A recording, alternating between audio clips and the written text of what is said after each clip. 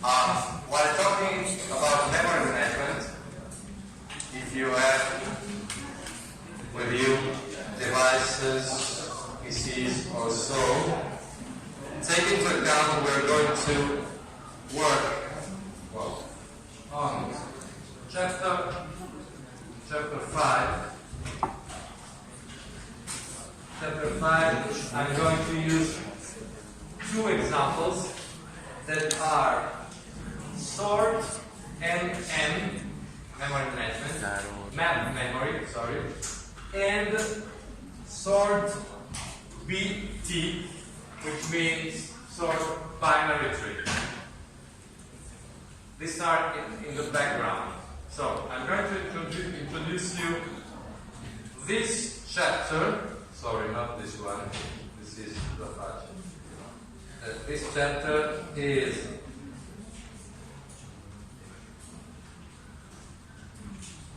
memory management, which is a chapter including 3 subtopics.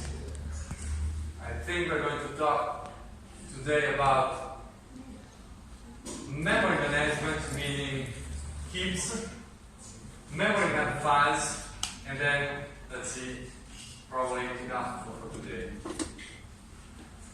Well, from a certain point of view, even with exception and termination handlers, we already have done something that would sound like, well, this is something new, not mandatory, I could live without, but it can make my life a little better in writing better programs. So, what we're going to talk about today is absolutely something that you could write good programs without, but it may enable you obtain better performance and sometimes a cleaner way of writing programs.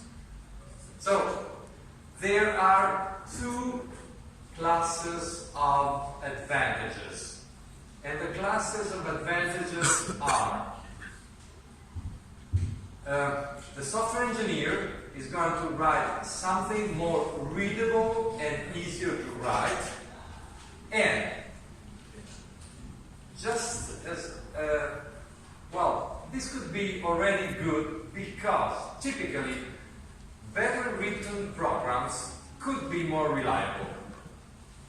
The chance of making errors is lower, which is good. This is a plus, especially in today's world of programming, where with powerful machines, sometimes better a little slower program, but written in a cleaner and better way, it is preferable to something maybe a little faster, but unreadable, difficult to maintain and to modify. Okay.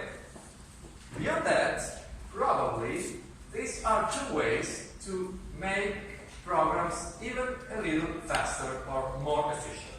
We'll talk about that.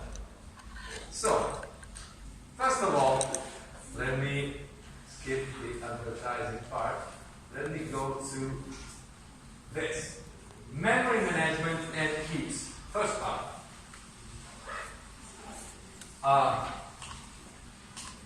If you see that from a sort of evolutionary style, this is the evolution of malloc. So malloc is the dinosaurs, and here people in Windows say, well, we have something better. And there are certain reasons why this is not so bad. So, heaps. What are heaps?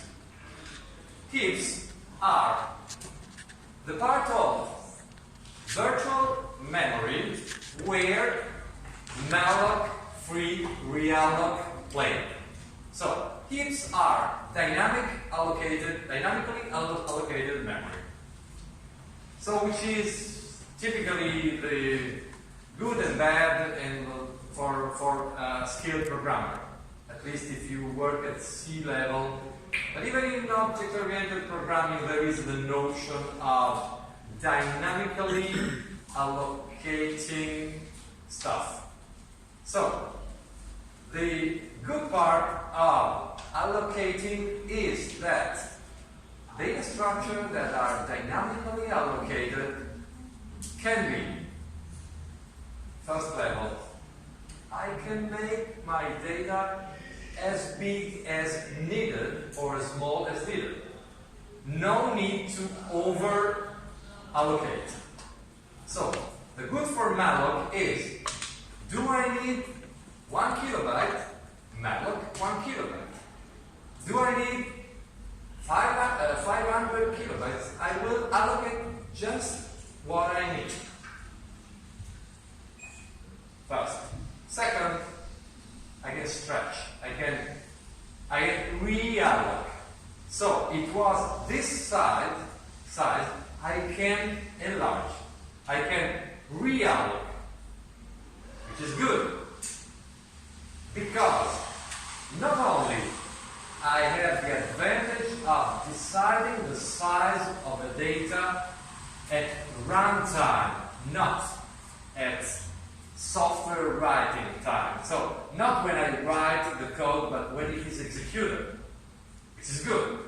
This was the primary reason for dynamic allocation. Realloc means, well, I had an array large 100 data, now I need 200. That's realloc. Now, I guess the details about allocating and reallocating you should know, which typically means that you need to be a little skilled in expressing how much do I need playing with the size of operator, typically, multiplied by something. So, you need to have some skills in how to express how much memory, how much contiguous memory do you need within a heap, given typically a base size and a number of data that you want in an array or something like that. Of course, you do not want to force the programmer to write numbers. You want to express this as a parameterized data depending on size of something. But this is part of the experience of pointers and dynamic allocation. I was talking about two things. Size depends on what I need at runtime. Second, I can stretch. Essentially, you can also restrict, but not so used by programmer. I mean, realloc can also be used for shrinking. I have seen programmers that say, well, oh, this is good. I need to input a string. I don't know the size. Let's malloc 1,000 bytes.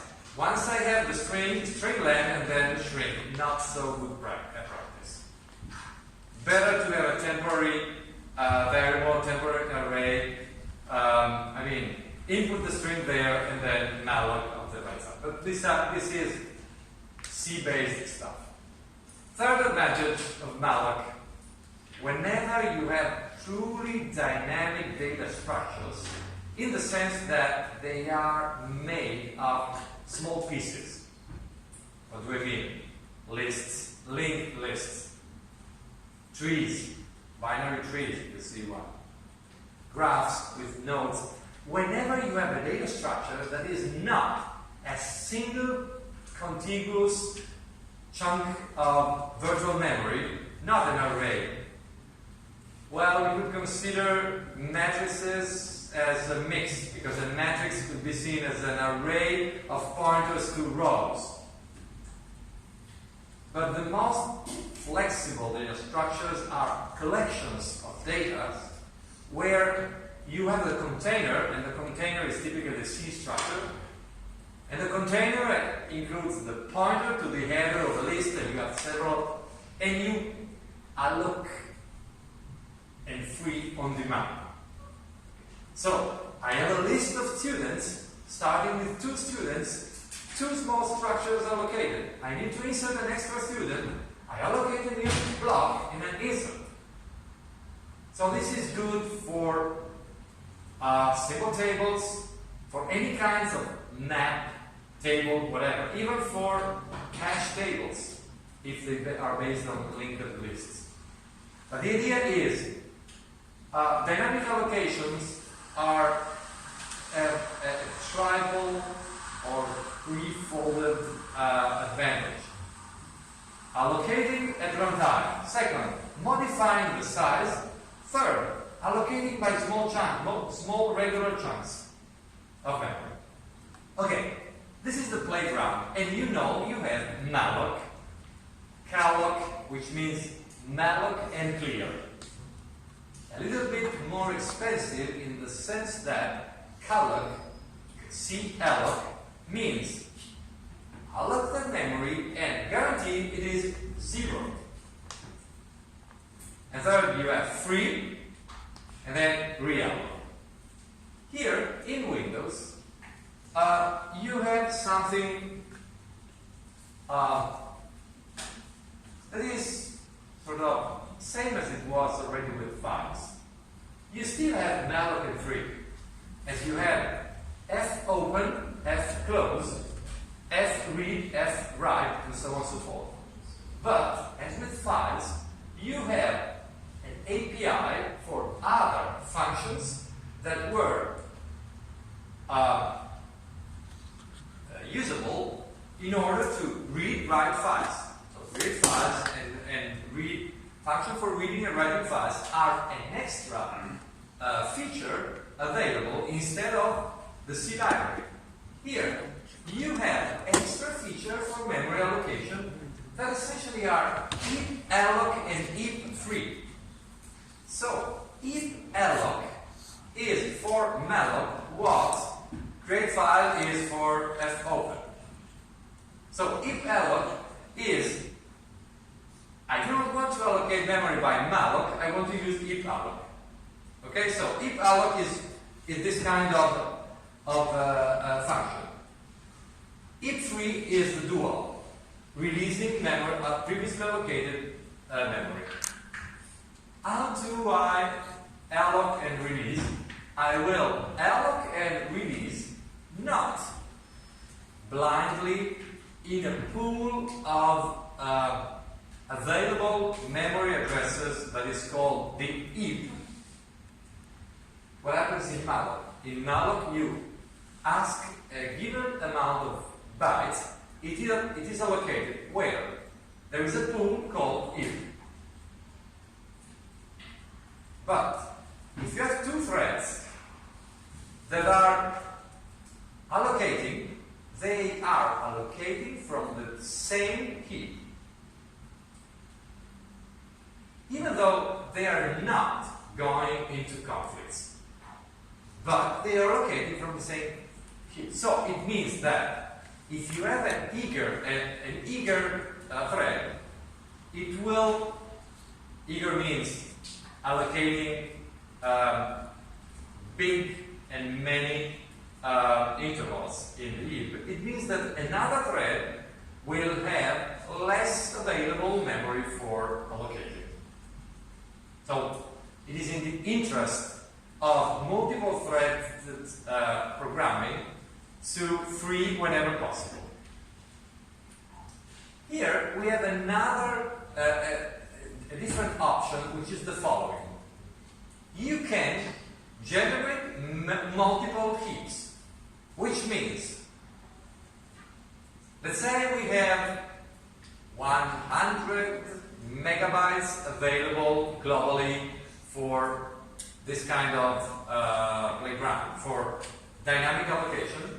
You could, in principle, generate one heap with 50,000 megabytes, or 50 megabytes, sorry, and another with additional 50 megabytes.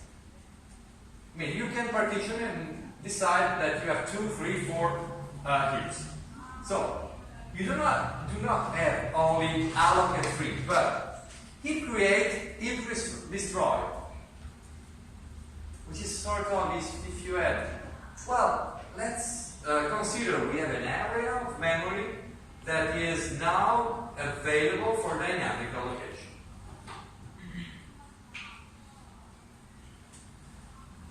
And this is an additional feature. Later on, we will see another feature that, at least from my understanding, should not be new for you, because it is the Windows equivalent of the Linux nmap, memory mapping. So, you should already know what nmap is, but let me repeat what it is. Nmap in Windows is called create file mapping, and then create view of file. It means I have a file, I want to see and to look into this file not through reading and writing, which means, please program, please CPU, help me taking data from a file and transferring data to memory or vice versa. So, reading file to memory, writing memory to file. The operation we want to do is the following. This is a file. Okay, right now it is going to become an array of data, sort of, please, sort of, not exactly the same, but sort of malloc an array, but underneath the array there is the file. So whenever I modify the array, the file is modified. Whenever I read the array, I'm going to modify I'm going to read the file, which means I can apply, as we will see, Q sort directly on file, which is good. It is not dynamic allocation, but pretty much similar to it. Okay, so these are the two things that we are going to talk about today. Let's, first of all, let's put it in another way. Malloc free and alloc free mean I want to create my data, my dynamic data, into physically they are into memory. They are going to be intervals in my logical space, and they are going to be handled by contiguous allocation in my address space in the region called heap, and I can create multiple heaps. Second, with memory mapping, file mapping, I am going to create contiguous regions in my address space that are going to be associated to files on disk, which is going to be pretty much good if I want to work directly on file as if I was basically playing on arrays of data. Okay, so now the long story. So the long story is, heap is a pool of memory within the process virtual address space. Typically, the virtual address space, which starts at address 0 and ends somewhere at high numbers, depending on the fact that is it 32-bit, is it a 64-bit address space, it depends. But typically, you will have on top of the address space of a given process, you will have code data, which means instructions and global variables and constants. Then, this is on top. Bottom, you will have stack. In the middle, you can have shared data, and typically on top of the middle, so you have column, data, and then the heap. So that stack can grow from the bottom up, and the heap can grow from top down.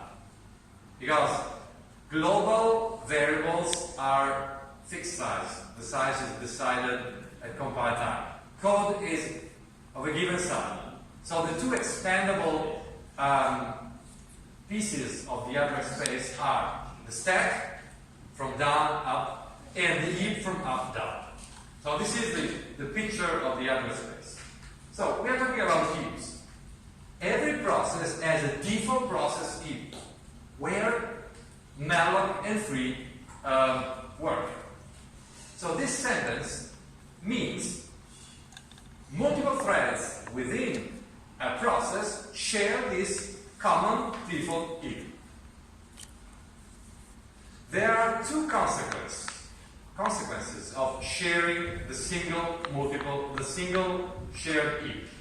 The consequences are on memory and execution time. Memory, already said. Whenever a thread is eager, it is doing the work at the expenses of other threads. Time. Since it is shared, no way somebody has probably done something for this is a shared resource, so there is mutual exclusion in at least searching for and updating data structure. It means somewhere there should be a mutex, a semaphore, a critic, or something like that. So it means little slow down. Whenever a thread is using the heap, at that particular moment, another thread that is willing to use the heap is waiting for accessing mutual exclusion. So there is a slowdown in using shared heaps. Okay, so again, two consequences. Performance, memory related, available memory. And second, slowdown since we, underneath malloc, underneath free, there are synchronization primitives that are going to be used by the system in order to provide multiple access. In Windows, processes may have more than one heap, which means I can create 1, 2, 3 multiple heaps. And here, this is the story that each student each year knows practically by simple reading and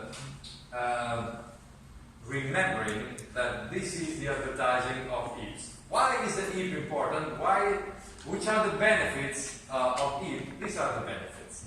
Let's try to understand what does it mean. What does it mean? Fairness. Fairness means if I can have multiple heaps, I can avoid data sharing on a single shared heap. So fairness means that any two threads or any two different functions or modules within a program that want allocated memory, they can have their own heap.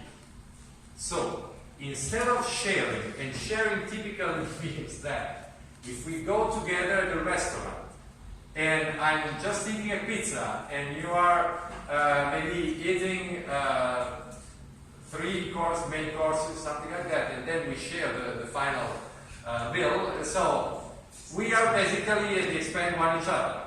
And here it means that whenever you have two different threads, the solution is that we can have separate bills. I mean, we can essentially say, okay, I know that you are eager, be eager on your own heap. Of course, this has a consequence. This is good for the users and maybe not so good in terms of productivity of the system. In the sense that, is it really what I want? Maybe I really want that the eager thread is going to get a big memory and the non-eager thread is not going to get memory. It depends. But if we look at the issue in terms of from the thread perspective, this is good. It means that if we give individual heaps, or if we write the program in such a way that each thread is going to obtain its own heap, of course, at the expense of the other. I mean, we have to decide the policy. The memory is always the same. So, what we have to do is, please, let's take few numbers and let's decide that that thread is going to have a given amount of megabytes, kilobytes, gigabytes, I don't know, heap, and for each thread we decide what uses. It means that suppose you have different modules, you have something, a data structure that is a single table, you have a graph, you have other pieces of data structures in your program. You can decide that for each of them you allocate one given heap and you say, okay, this is your available memory. But there is a certain fairness if you look at on the right side. Okay? Second, allocation efficiency.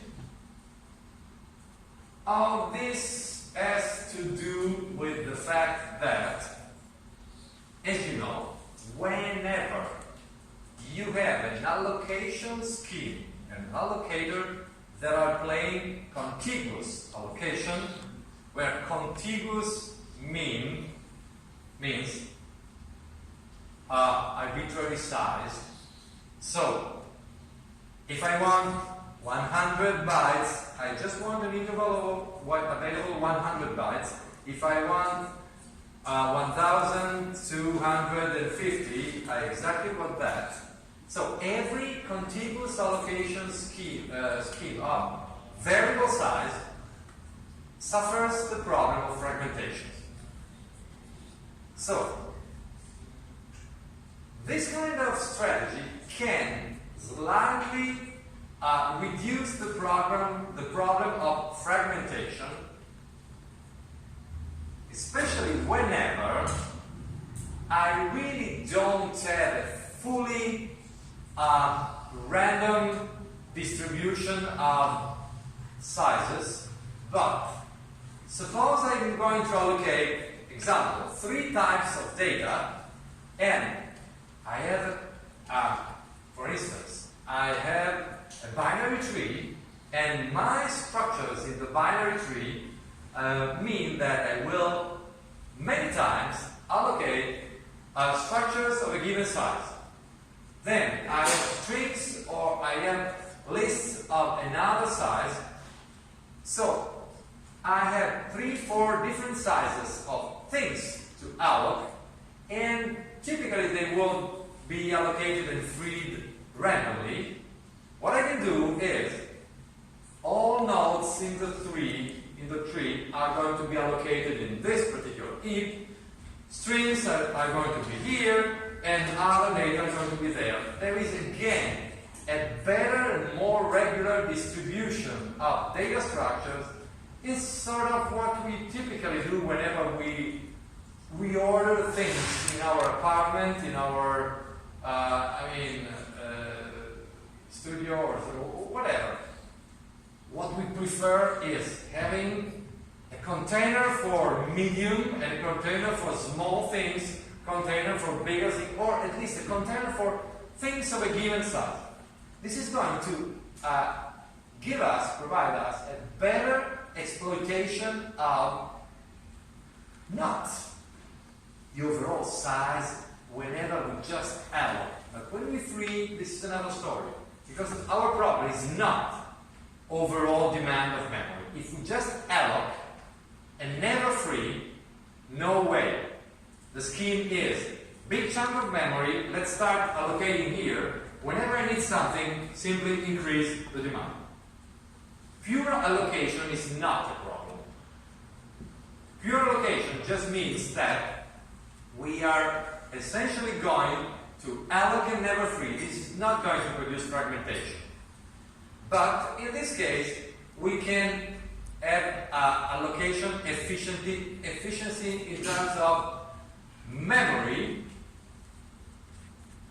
because we have fixed size block in each heap.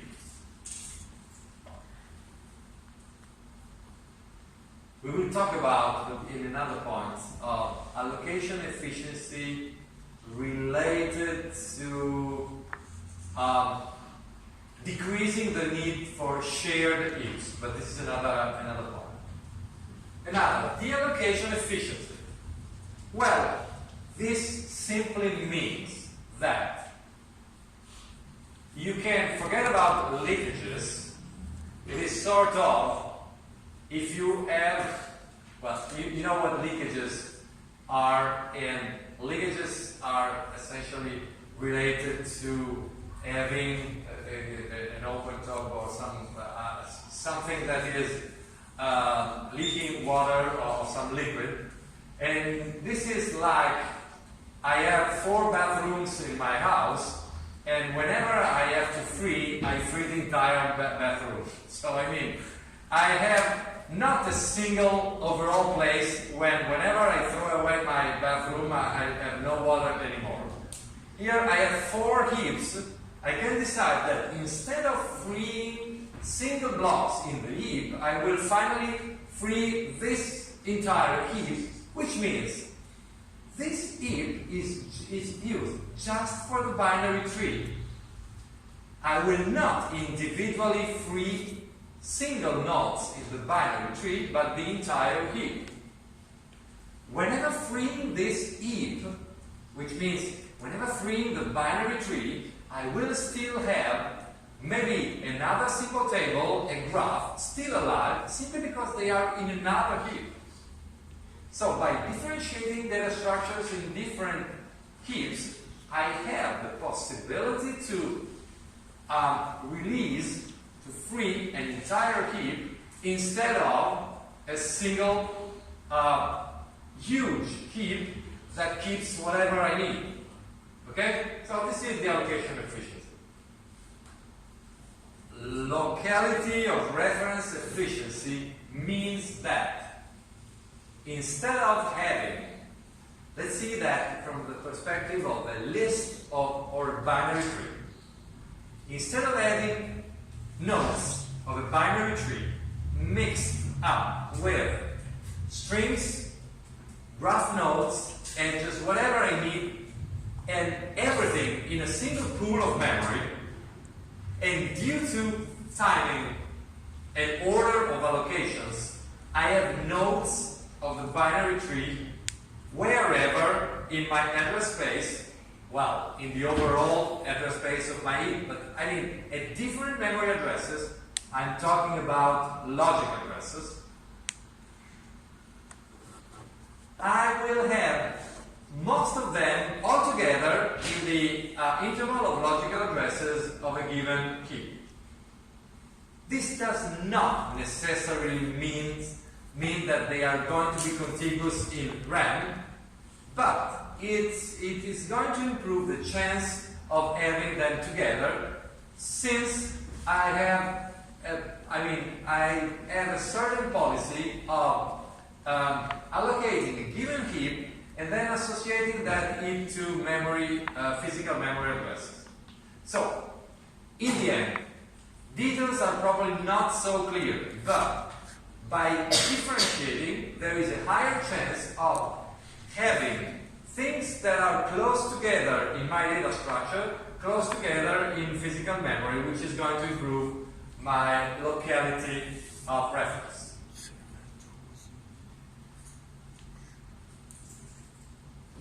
Second, so how does it work?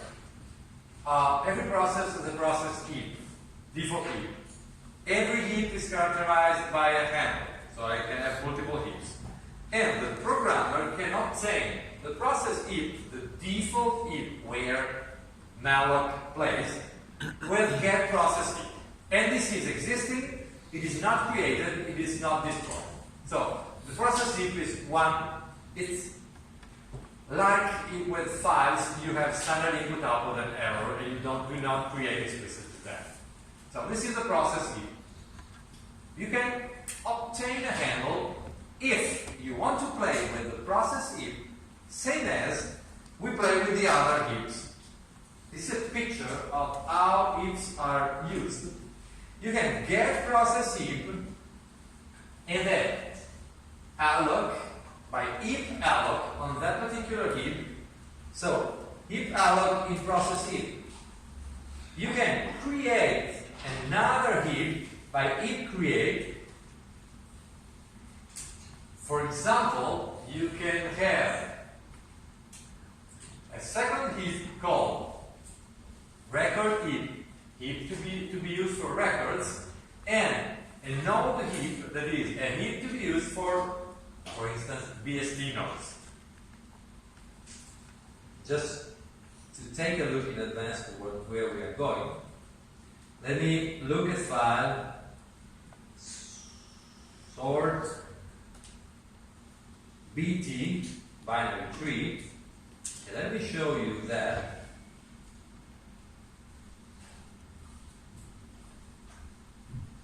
heap you have here allocate two growable heaps. Heap create with a certain options. We are creating a heap for 3 nodes and a heap for data. Data are here records, there will be strings, stuff like that. Now, H node and H data are 2 heaps with handles, essentially similar to handles to files, to processes, to threads, to whatever kernel objects. They will be passed to H node will be passed to filtree, a function that will allocate 2 kinds of things: 3 nodes and dynamic strings. And filtree is going to do the following. Pnode, for all data in a file, I'm going to revisit this in order to understand the behavior. Now, do not look at the meaning of the program, but just at allocation. We have pnode, and pnode is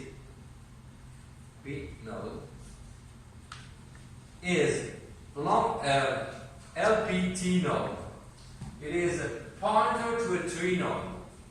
3 node or LP 3 node is a pointer to a struct 3 node that contains the classical binary tree behavior. We have left and right, to a recursive pointers to a recursive structure. We have a key that is an array of fixed of a given size, and we have p data that is a pointer to a string, which will be a dynamic string. So a node in the tree is a structure with 2 right and left pointers and a fixed size string key and a pointer to a dynamic string. The dynamic string will be allocated on one heap and the node on another heap. So if you look here at root, it is going to be, the node is, a 3 node is going to be allocated, heap alloc, on H node. Whereas the string if alloc will be allocated in another heap. So instead of malloc and malloc, we have heap alloc on H data here and heap alloc on H node here. Okay, this is the only difference. So let me go back. What you see is that you have record heap, it was H data, and node heap, it was H node, something like that. You can do alloc, heap alloc and heap alloc. So for each node, you allocate the node and you allocate some dynamic data on different heaps. Then you can avoid doing heap. Okay, you can do heap free on the given heap. So this is the equivalent of heap free. You can heap free on record heap, for instance, prect and pnode, and then you can do heap destroy. Or you can forget about heap free and you just do heap destroy, no leakage, which is sometimes interesting. Then, the rules of the game. Heap create is going to return a handle to a heap. The heap can be a growable heap in the sense that you start with a given size and then it can grow up if necessary. The maximum size, you have initial size and maximum size. If the maximum size, if you have 0 maximum size, it means growable heap. If you have non-zero, it is non-growable heap.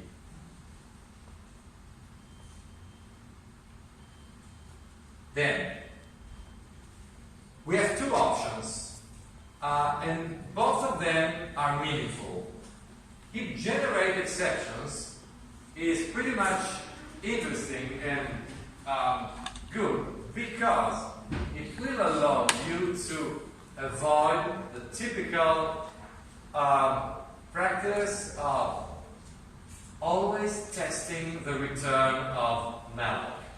So the typical template of malloc usage is pointer equal malloc, pointer equal heap alloc, and then if pointer equal null, and then print a message and do something. If you specify generate exception, you can avoid that, and you can specify an exception handler that is going to capture the not available heap memory heap. Non-serialize means the following. Okay, if you want to understand non-serialize, we have to understand what does serialize mean. Serialize here means since a heap can be shared between/among different threads, serializing means please do exploit synchronization primitives to use the heap in mutual exclusion. So whenever you are going to alloc free, please do things in such a way that two different threads are not going to interfere each other. Whenever one is playing, it has to do some lock and then unlock, or wait for a mutex to release the mutex. So serializing means I want to make a heap access serial. First one thread and then another thread. Which means absolutely consistent, and the results are okay whenever I'm in multi-threaded application. What does it mean? I mean, what does it happen if I'm just using one thread?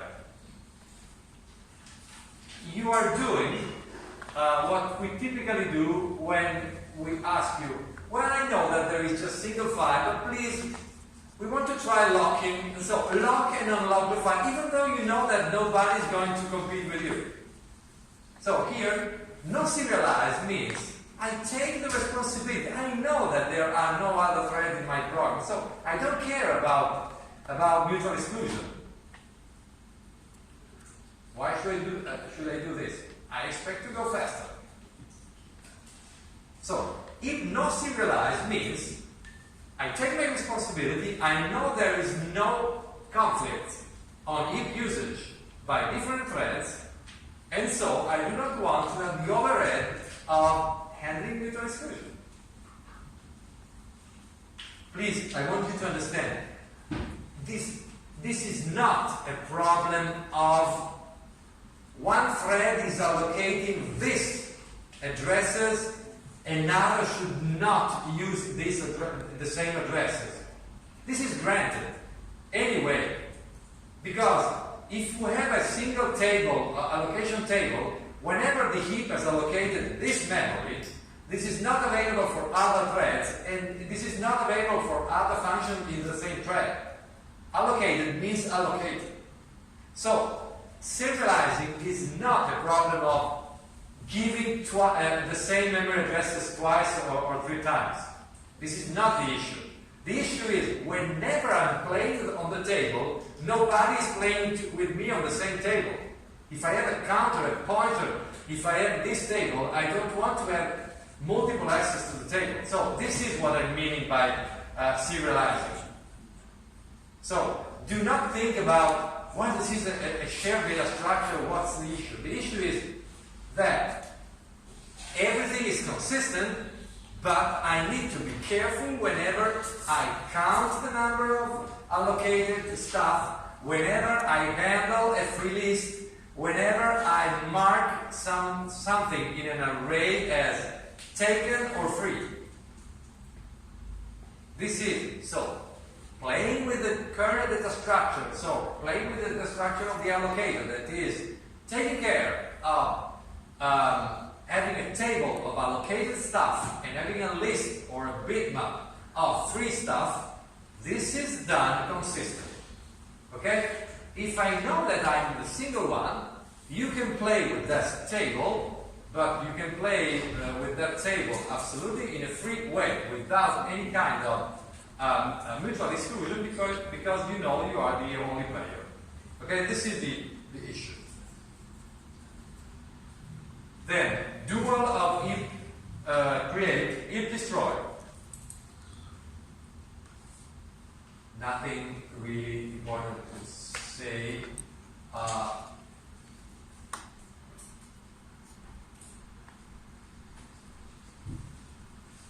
It is interesting because you can release everything allocated and given it in a single call to a function. Now we have if alloc is the equivalent of malloc. What can I say about if alloc? It will return the pointer as always. There is a pointer to a given heap, already seen. We have some flags, and the flag is if generate exception, which means there is a redundancy, but it means that I have to specify, let me go back, I have to specify generate exceptions when I create the heap in order to enable using exceptions, but I have also to specify here generate exception in the given call if I want to. So the first is I enable a given heap to generate exceptions, and here I can generate a non-exception even if they are enabled. So here I also need to specify generate exception in the direct call to if alloc. Same as if no serialize. Well,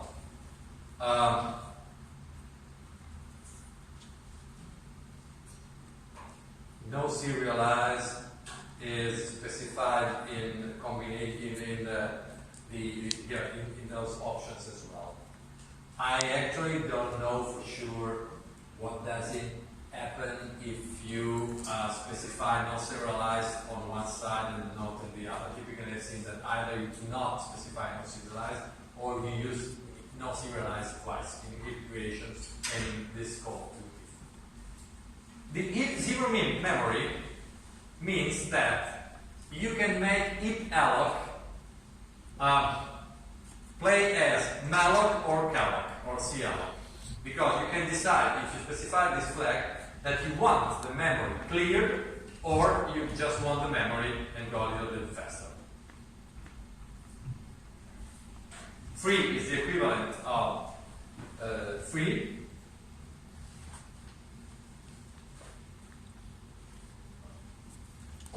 Realloc is always the same as well. Let me tell you one little story about Realloc. This is where we have a little bit more flexibility and potentially control on performance. So, I expect that you should know that realloc means the following. I previously allocated a data structure, typically an array. Suppose the array has size 100 slots, 100 integers, 100 float, 100 string, whatever. It has a given size. Now, for certain reasons, I know this is not enough. And I want the array to be stretched, increased of size. Typically, it is not, absolutely not suggested you to increase iteratively by 1. So you should avoid, typically, 1 more. Better, if you want to increase, take it, make a prediction, and if you want to increase, double the size, or take it 1.5, the original size, 50% plus, or something like that, typically. But the idea is, what I would like is the following. Whatever was already written and present in the array, please stay there. Piece of paper, something written, page is too small. Stay there. I just want to add extra paper. I want simply to add extra allocated arrays, not everywhere, not prior to the beginning, but after the end of the array. This is where I want more memory.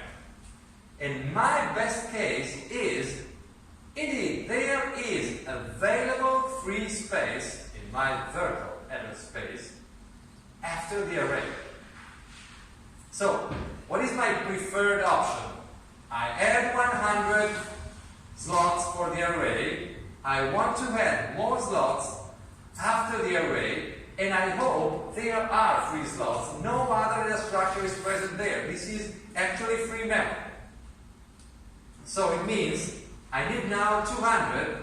There are indeed 200 integers, doubles, starting at the original 100 plus 100 more. So I really want realloc play as extend. So imagine a table that can be expanded. But I want to move dishes from the table. I want to simply expand the table and add dishes in the extra part. This is good. And the call to if realloc in this particular case would be big O of 1. So, unless I want to zero, fill with zeros, this is simply moving, expanding the size of the given structure. When I specify if realloc in place only, it means I just want this behavior. So, please, try expand my array, if possible, okay? Otherwise, tell me you cannot do. So, realloc in place only means that reallocating means stay there, expand the end of your allocated data structure. What does it mean in typical realloc if you cannot expand? Well, the realloc inside will look for a globally, for another chunk of heap that has the overall required size. So, array size 100. You would like to expand by an extra 100 and become 200. Not possible.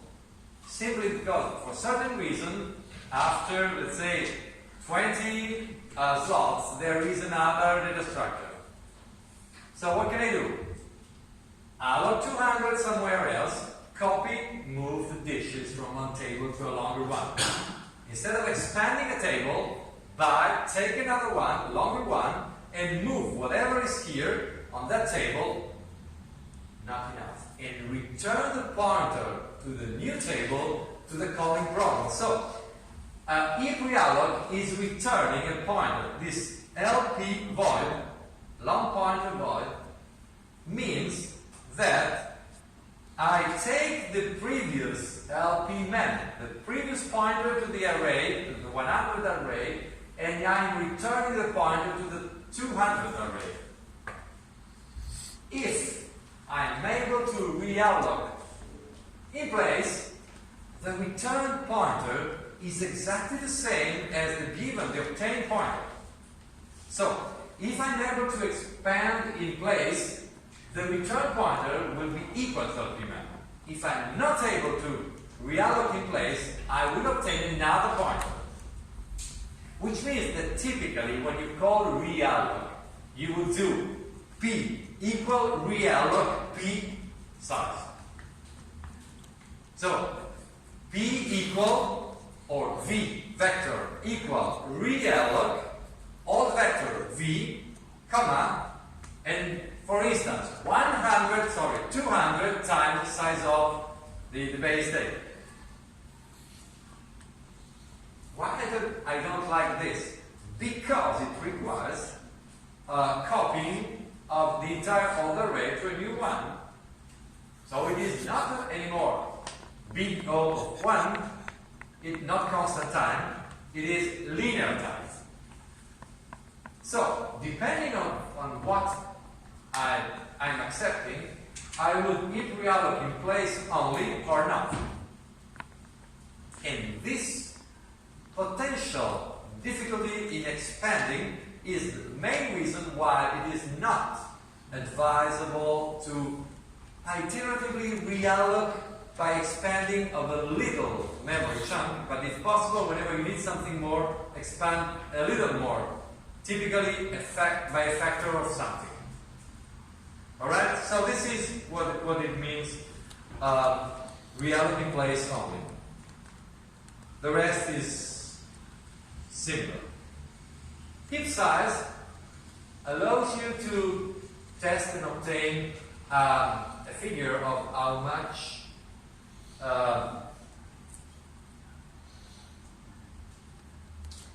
memory there is in the heap available for a given data structure. It's the size of it is something not available with malloc. Given a pointer, you can obtain how much memory was allocated for that pointer. Okay, let's see. If serialized already covered simply means in if create, if alloc, you can increase performance by specifying no serialized, no overhead for mutual exclusion by multiple threads, and so you can obtain performance gains.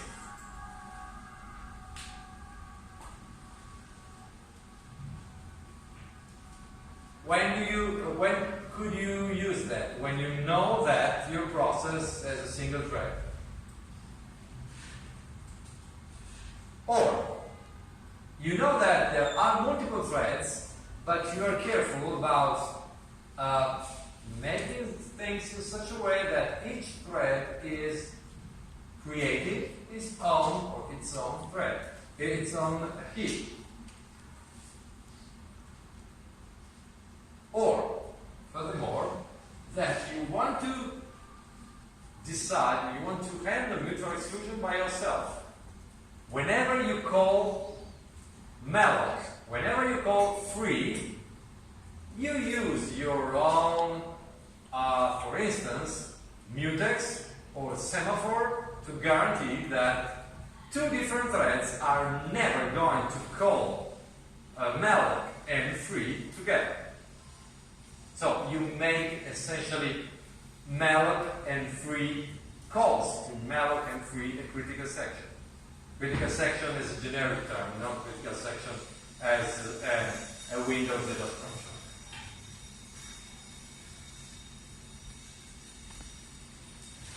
There are two also calls to heap lock and heap unlock that can be used. Heap generate exceptions, nothing really new. You can have exceptions to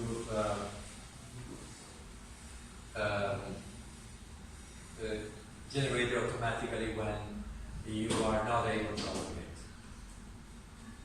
Oh, there is the possibility of checking the consistency of the heap, which is useful typically whenever you play, for instance, in a Linux-based environment. Probably you have been using Valgrind. Valgrind or other tools are good if you want to check that you did things well. It is going to, for instance, show you bad frees, freeings, and leakages and other particular stuff. Sometimes the problem is when you allocate, the big problem in allocation is when you allocate not enough. You don't allocate enough. Which means that the size that you are going to put in the malloc is smaller than what you actually think about or what you actually need.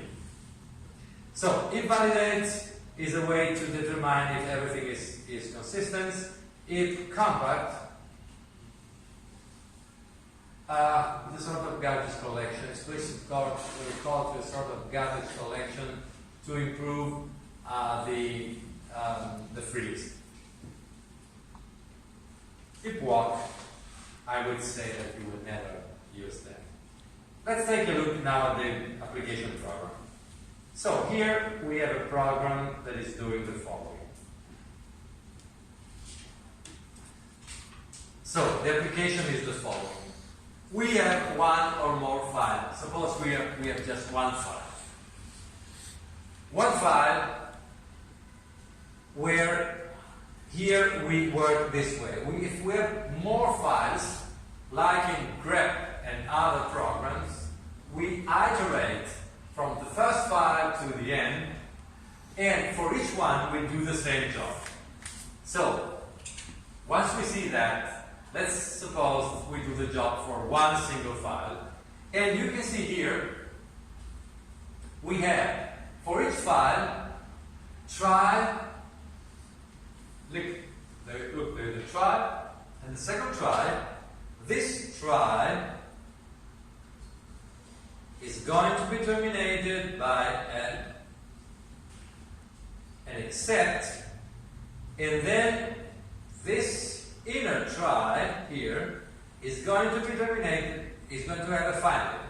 So we are in the case of a try finally, where the try finally is done for each file once the file has been opened, whereas the try except is going to be open at each iteration whenever we have a new job to be done. Okay, so for each file we have a try except including a try finally. Finally is active once the file is open and correctly open. So what are we going to do? Here the job is the following. Create file for reading. If, notice here the use of raise exception.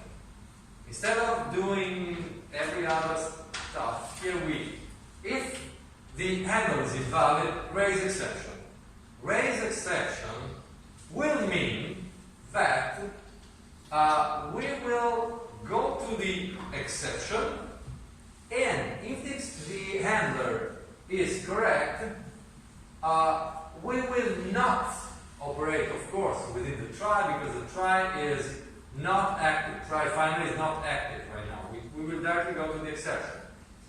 The exception is supposedly going to accept if the exception is valid is get exception code is standard file error, standard no memory. if we have one of those two is going to do exception execute enter, otherwise exception continue search.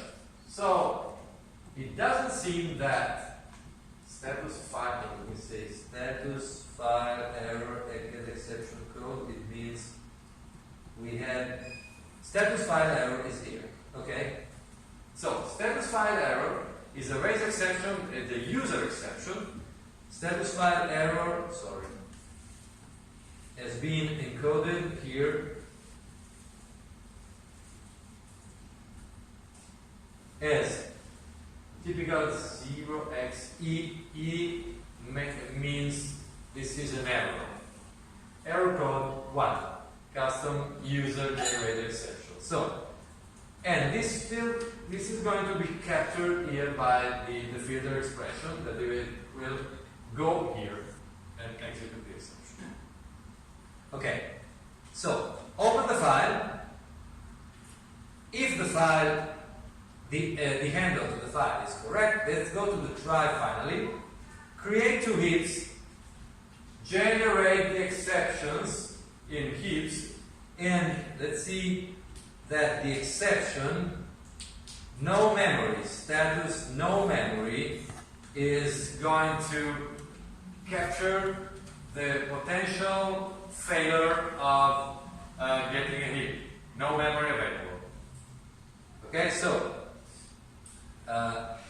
we create the heaps, and then the job is done all inside the field tree. The idea is the following. I have a file. The file contains records, variable size records, which means strings. Strings terminated by the classical CR, character return line feed. So there are strings terminated. I don't know the string length, the length of the strings.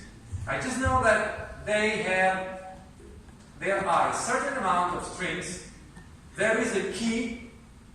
Data are composed by a key, a keyword, and a string. The keyword is the search key, and the string is information, data. I want to print all the data in the file sorted by key, which means suppose that you have a certain amount of people, students, with their student number and extra information about the student. They are not sorted by student number. I want to print the students sorted by student number. We will see two solutions. This solution is based on the following idea, pretty much typical.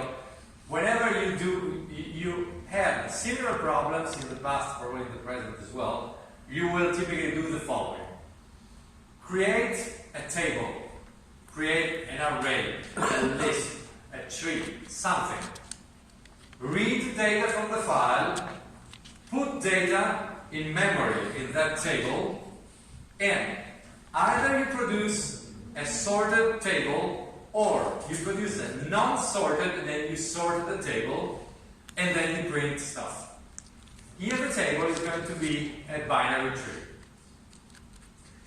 Listen, the binary tree here is not intended for searching, which is a typical usage of binary tree, but simply for visit in order.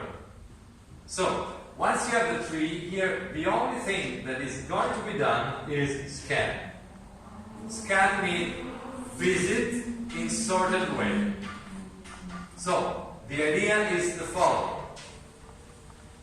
Read the file, put data in a tree, sorted by construction, visit the tree with the typical strategy.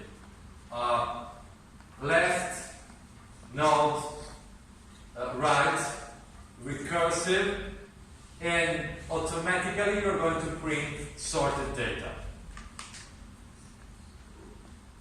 Now, the problem here is that you need to have keep memory available for all data, because temporarily you are putting all data from file into memory. Something that is maybe not so convenient for large databases, but for standard files, not too big, it can be acceptable. So, let's see what field tree is going to do. So, field tree, the if account field tree will receive three parameters: the input file and the two heaps where to allocate stuff. So, field tree is going to do the following. While true, which means end of file will be detected somewhere here and exit in a non-structured way. So, it is going to do the following. Alloc a tree node in the H node heap. Zero memory means I want to have a clean node. How much size? Node size. Node size is size of tree node. Okay? Then, the node contains a pointer to the string node. Let's initialize both left and right pointers to node. Well, parentheses here are probably the style from the author. I mean, not so common.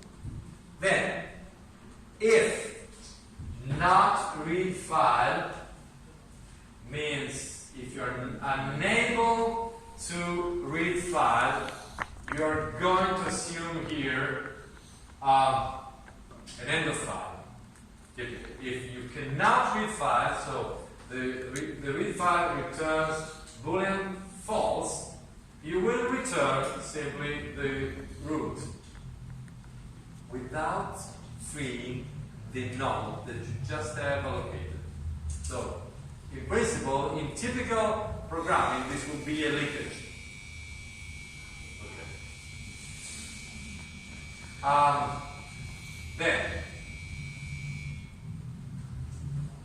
there is here a strategy to detect end of record, where end of record means the following.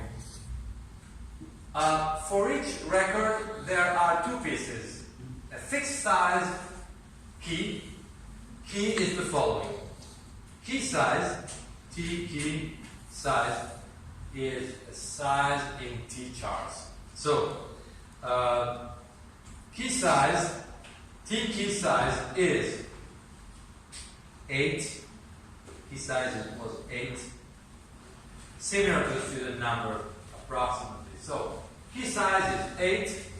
T key size is 8 times size of T chart. Could be either 1 or 2, depending on what the T chart is in this program. So, T key size means I read from file the constant size part, student number. Then I'm going to read a sequence of chars, T chars. How many ones? I'm going to check for carriage return line field. And checking for carriage return line field here is done with the typical state-sensitive strategy. That is, I search for line field and remember that the previous char was carriage return. So, what I do is the following. For I equal 0 to maximum length, if you look at maximum data length, it is some 1,000 or so. For a high number of iterations, read from file T size 1 or 2 bytes, so the size of a T char, and put this data in data hold. Data hold is a buffer, a string array of chars. Data hold is this one. an array of t-chars. It is always advisable, always good to say, I have to read many strings, I don't know the size of each string, at least I should have a maximum size for the string. This has to be granted. Okay, but this maximum data length is large enough. Okay, my string is going to be old here in data hold. Once it is there, I take the size, the length, and I will allocate dynamic memory and do the equivalent of string dump, string duplicate. Okay, so what I'm going to do is the following. Data hold exists. It is just one data hold. All the strings are going to be temporarily held here. And so data hold is going to work as a buffer for the input. So each character is going to be added to data hold of I if the character is line fit and the previous one was carriage return, simply break. Of course, if not, at CR, it was carriage return, will be the result of this Boolean comparison.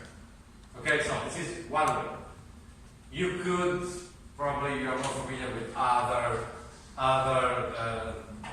comparisons that would be data I greater than 0 and data hold of I minus 1 equal CR. So you could compare data hold of I and data hold of I minus 1 respectively with line feeders and carriage return. So different ways to do the same job. Typically, when you do string input from files, you should be aware and careful about keeping or filtering out end of lines.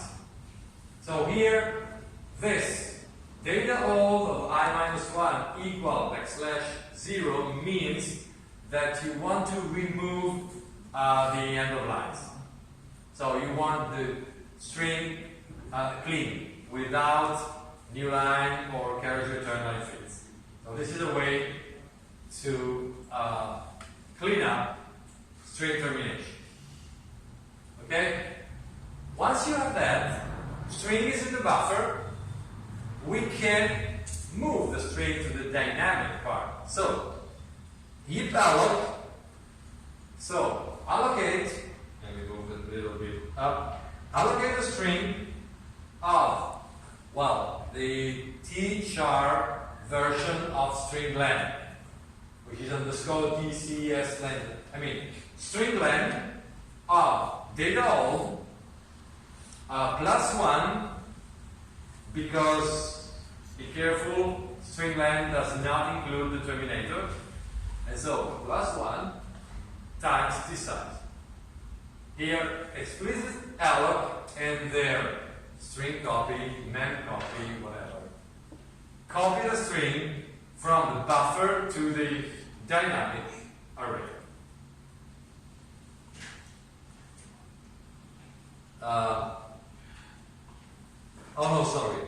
Here it is copying, the size, the total size would here include both the key and the string. So remember that the data is composed by two parts. Fixed length part, that is the keyword, the key, and then the data, the string. Here, the requirement here is all together. First part is the key, and then you have the string. So it is doing in two steps. First, men copy the constant size part, the keyword, and then string cat.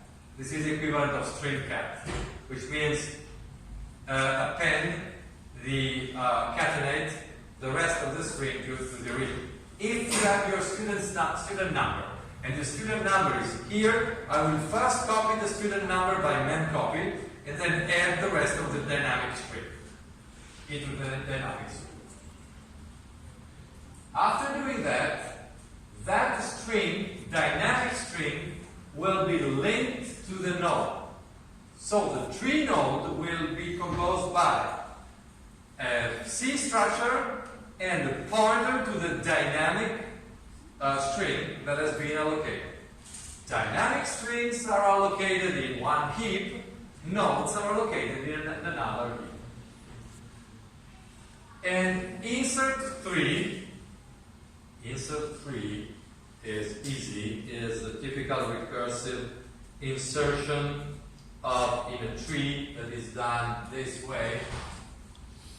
If the tree is empty, the new node is going to become the root of the tree. Otherwise, compare with the existing root and decide if you insert left or right.